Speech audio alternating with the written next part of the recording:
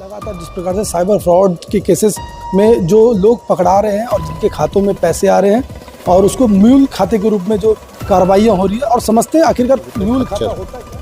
एक ऐसा खाता जिस खाते में पैसा लैंड करता है और उसके बाद पैसे को तुरंत आहरित कर लिया जाता है और जो पैसा आता है वो बेसिकली साइबर अपराध से जुड़ा पैसा रहता है और उस खाते को जो बात करें लगातार कार्रवाई दुर्ग पुलिस कर रही है। 2026 में कितने खाता धारकों पे शिकंजा कसा गया और कितने लोगों को जेल की सलाखों के पीछे भेज दिया गया? 2026 में अभी तक 43 एफआईआर हो चुके हैं इसमें और इन एफआईआर में 227 आरोपी अभी तक जेल जा चुके हैं।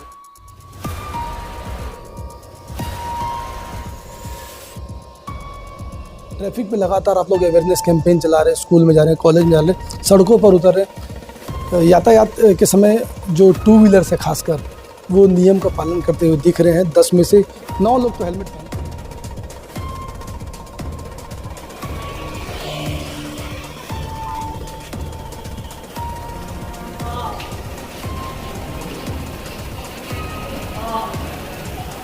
चाकूबाजी अमूमन आप भी देख रहे सर, थोड़ा वृद्धि हो गया और ऑर्गेनाइज तो नहीं कहेंगे लेकिन अनऑर्गेनाइज जरूर रही है। ऐसे लोगों को सतर्क रहने की और इस प्रकार की घटनाएं ना हो शहर में, गांव में, क्या कुछ मैसेज? और लगातार साइबर फ्रॉड को लेकर के जिस प्रकार से दुर्ग पुलिस एक्शन मोड में दिख रही है, ऐसे लोगों को चिन्हांकित करे जिनके खातों में साइबर फ्रॉड के पैसे आ रहे हैं और उन पर जो है शिकंजा कसा जा रहा है। हमारे साथ स्वयं एसएसपी साहब मौजूद है और जानेंगे लगातार जिस प्रकार से साइबर फ्रॉड के केसेस में जो लोग पकड़ा रहे हैं और जिनके खातों में पैसे आ रहे हैं और उसको म्यूल खाते के रूप में जो कार्रवाइयाँ हो रही है और समझते हैं आखिरकार म्यूल खाता होता क्या है, कैसे ये वर्क करता है। सर थोड़ा सा दर्शकों को बताइए, म्यूल खाता होता क्या और कैसे ये वर्क करता है? देखिए, अगर म्यूल शब्द का शाब्दिक अर्थ देखा जाए तो उसका मतलब होता है खच्चर। एक ऐसा खाता जिस खाते में पैसा लैंड करता है और उसके बाद पैसे को तुरंत आहरित कर लिया जाता है और जो पैसा आता है वो बेसिकली साइबर अपराध से जुड़ा पैसा रहता है और उस खाते को जो ऑपरेट करने वाला है वो धारक के अलावा कोई दूसरा व्यक्ति होता है। तो ऐसा खाता म्यूल खाता कहलाता है। और इस तरह के मामलों में अभी तक जो इन्वेस्टिगेशन हुआ है, बिजनेस अकाउंट, सेविंग अकाउंट और करंट अकाउंट, तीनों तरह के खाते जो आरोपी हैं वो किराए में दे देते हैं या वन टाइम में सेटलमेंट कर देते हैं और फिर उससे वो पैसा लेते रहते हैं और उसका एक आय का जरिया बना के रखते हैं। 2026 की बात करें, लगातार कार्रवाई दुर्ग पुलिस कर रही है। 2026 में कितने खाता धारकों पे शिकंजा कसा गया और कितने लोगों को जेल की सलाखों के पीछे भेज दिया गया है? 2026 में अभी तक 43 एफआईआर हो चुके हैं इसमें और इन एफआईआर में 227 आरोपी अभी तक जेल जा चुके हैं और इसमें लगभग 5 से 6 करोड़ के बीच की रकम को होल्ड भी किया जा चुका है। सर लगातार मतलब इस प्रकार के जो केसेस में शहरी क्षेत्र के लोग इन्वॉल्व ज़्यादा दिखाई देते हैं कि ग्रामीण? आप लोगों की जांच में क्या सामने है? इस तरह के जितने भी म्यूल अकाउंट पाए गए, यदि उनका प्रोफाइल का विश्लेषण किया जाए तो ग्रामीण क्षेत्र में भी है और शहरी क्षेत्र में भी, क्योंकि दुर्ग भिलाई जिले में ज़्यादातर एरिया शहरी क्षेत्र है। तो हर तरीके के लोग जिनको पैसे की आवश्यकता होती है अपने अकाउंट को वो किराए पे दे देते हैं और उसमें आपराधिक कार्यों से प्राप्त पैसे को अकाउंट जमा कराया जाता है और आहरित किया जाता है। तो वो हर तरह के प्रोफाइल के लोग इसमें शामिल हैं। लगातार जिस प्रकार से कार्रवाइयाँ भी हो रही है, तो ऐसे लोग कैसे बचे जो गलती से अगर खाता अपना किसी को दे दिए हैं, ऐसे लोगों को क्या कहेंगे और वो लोग कैसे इस प्रकार की कार्रवाइयाँ से बच सकते हैं? सभी जनता से यही अपील है कि एक तो अपने खाते को किसी को भी किराए में ना दे, किसी को अंतरित करने का ना दे। आप अपने अकाउंट का पासवर्ड, लॉगिन आईडी और पासवर्ड किसी को ना दे ताकि कोई भी मिसयूज़ ना कर सके। अपने रजिस्टर्ड मोबाइल नंबर की जानकारी या उससे लिंक अकाउंट की जानकारी ना दे। इन जो बेसिक चीज़ें हैं इनको अपनाने से आपका अकाउंट म्यूल अकाउंट बनने से बच सकता है और आप केवाईसी को लगातार अपडेट करते रहें, अपने पासवर्ड को भी लगातार चेंज करते रहें ताकि कोई आपको अकाउंट को हैक करके भी यूज़ ना कर सके। किसी का पैसा अगर किसी के खाते में आ जाता है तो सबसे पहले उसको क्या करना चाहिए? उसको 1930 में तुरंत जानकारी देनी चाहिए और उसमें डिटेल नोट कराने के बाद नियरेस्ट पुलिस स्टेशन या साइबर थाने में जाकर रिपोर्ट दर्ज करानी चाहिए। पूरे जिले की बात करें, जिले भर में कितने और आने वाले समय में आप लोगों के विश्लेषण में कितने ऐसे लोग हैं रडार में अभी? दुर्ग जिले में लगभग 1500 अकाउंट अभी भी है जिस पे पुलिस काम कर रही है और आने वाले समय में इन पे भी कार्रवाई करेंगे। सर ये तो रही म्यूल खाते की बात। अब थोड़ा ट्रैफिक की भी बात करते हैं। ट्रैफिक पे लगातार आप लोग अवेयरनेस कैंपेन चला रहे हैं, स्कूल में जा रहे हैं, कॉलेज में जा रहे हैं, सड़कों पर उतर रहे हैं। यातायात के समय जो टू व्हीलर से खासकर वो नियम का पालन करते हुए दिख रहे हैं। 10 में से 9 लोग तो हेलमेट पहन के दिख रहे हैं, सड़क पर दिखाई दे रहे हैं।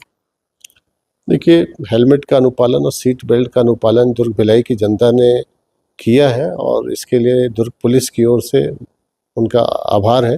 और इन सभी चीज़ों का एक परिणाम ये हुआ है कि अगर शुरू के 7 महीने में आप कंपेयर करें तो एक्सीडेंट रेट में लगभग 30% की कमी आई है और अगर एक्चुअल आंकड़ों पे देखें तो उसमें लगभग 70 डेथ पिछले वर्ष की अपेक्षा कम हुई है। तो ये आंकड़े कम नहीं है और इसके पीछे यातायात पुलिस और थाने के स्टाफ ने काफ़ी मशक्क़त की है। उन घंटों को और उन स्थानों को चिन्हित किया गया है जहाँ पे एक्सीडेंट होते थे और हर जगह की अपनी समस्याएं थी, चाहे वो इंजीनियरिंग की समस्या हो, चाहे शराब पीने की समस्या हो, चाहे रैश ड्राइविंग की समस्या हो। तो जहाँ जिस समय जिस तरह की आवश्यकता थी पुलिस ने उस तरह का अभियान चलाया और लोगों ने मदद की। तो उसी का नतीजा है कि आज एक्सीडेंट में लगभग 30% की कमी आई है और उम्मीद करते हैं कि यह सहयोग आगे भी मिलेगा और हम जिले को एक्सीडेंट फ्री बनाने की ओर अग्रसर हो पाएंगे। लगातार यातायात की टीम और थानों की टीम भी अब रात में दिखाई देती है, चौक चौराहे पे दिखाई देती है। तो इसको किस रूप में देखा जाए? मतलब अब पुलिस जो है सड़क पर उतर के काम कर रही, जनता के लिए काम कर रही है। देखिए, पुलिस तो पहले भी सार्वजनिक जगहों पे जाती थी, अपना कार्य करती थी। उस चीज़ को और सिस्टमेटिक किया गया है, वैज्ञानिक तरीके से उस काम को किया जा रहा है और इसी का प्रतिफल है। और न सिर्फ एक्सीडेंट में कमी आई है बल्कि अपराध जो सार्वजनिक जगहों पे पहले होते थे वो अपराध गली कूचे और चौक चौराहों पे जो होते थे वो अब फिर अंदरूनी इलाकों में चले गए हैं। तो अपराधों के पैटर्न में भी इससे काफ़ी अंतर आया है। चाकूबाजी अमूमन आप भी देख रहे हैं सर, थोड़ा वृद्धि हो गया है। और ऑर्गेनाइज तो नहीं कहेंगे लेकिन अनऑर्गेनाइज जरूर रही है। ऐसे लोगों को सतर्क रहने के और इस प्रकार की घटनाएं ना हो शहर में, गांव में, क्या कुछ मैसेज और पुलिस क्या कर रही है? चाकूबाजी की जितनी भी घटनाएं हुई है उनका सीधा सा संबंध नशे से है और पुलिस नशे पे भी कार्रवाई कर रही है और जो चाकूबाज है उन पे भी लगातार पुलिस दबाव बना रही है। और पिछले 2 सालों का डेटाबेस भी हम लोग निकाल रहे हैं। जितने भी चाकूबाज हैं और जिनके एक से अधिक ऑफेंस है उनके काउंसलिंग के लिए भी हम लोग तैयारी कर रहे हैं ताकि उनकी मेंटल स्थिति का आकलन करके भविष्य में अपराध से रोकने हेतु विशेषज्ञों द्वारा उनकी काउंसलिंग की जा सके। आम जनमानस से क्या कहेंगे, खासकर जो समाज के बीच जो लोग रहते हैं, जो महिलाएं पुरुष हो, जो सामाजिक कार्यों में खड़े होते हैं और डर के मारे सामने नहीं आ पाते हैं कि क्रिमिनल है, कल को निकलेगा तो वो भी चाकू मार देगा, उन लोगों से क्या कहेंगे?